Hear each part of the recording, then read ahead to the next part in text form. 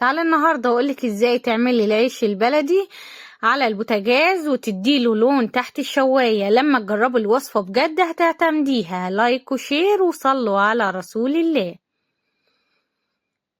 اول حاجة عندي 6 كوبايات من الدقيق، يعني كيلو الا ربع من الدقيق.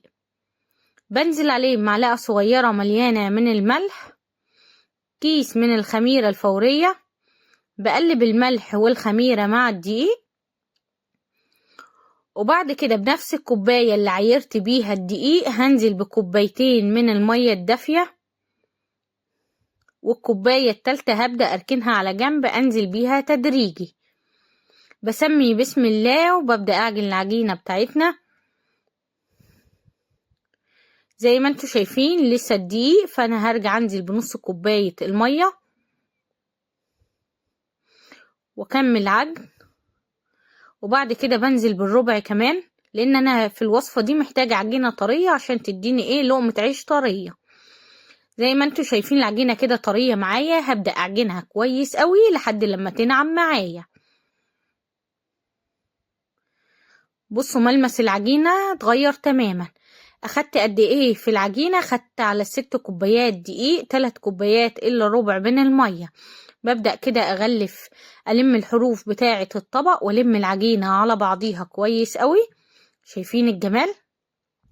وبعد كده ببل ايدي بلة مية وببدأ افرد كده العجينة في الطبق ولمع وشها بالمية، وبعد كده بغطيها بكيس بلاستيك وبغطيها بطبق وبلفها بقماشة. وبما ان الجو برد معانا بدفي الفرن وبطفيه وبسيبها لحد لما تخمر معايا.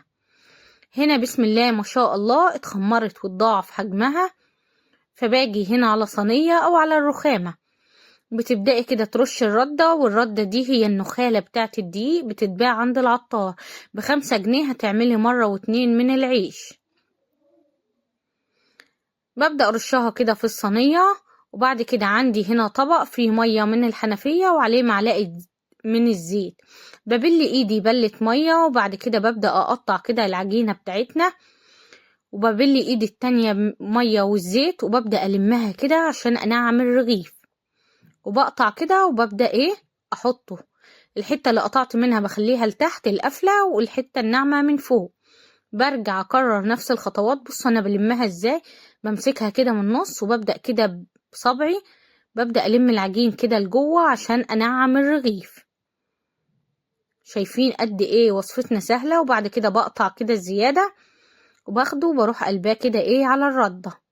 بعد كده ببل ايدي بلة مية وببدأ كده افرد الرغيف نص فردة او اضغط على الرغيف. بعد كده بغطي عليهم كده بفوطة وبسيبهم على جنب من ربع ساعة لتلت ساعة يكونوا اتخمروا معايا واتضاعف حجمهم. في الوقت ده بشغل فرن البوتاجاز على اعلى درجة حرارة من تحت، بسيبه يسخن كويس قوي، وبحط الصينية اللي هبدأ اسوي فيها. هنا العيش كان معانا بسم الله ما شاء الله زي ما انتوا شايفين كده اتخمر معايا. فهبدأ اخد اول رغيف قطعته،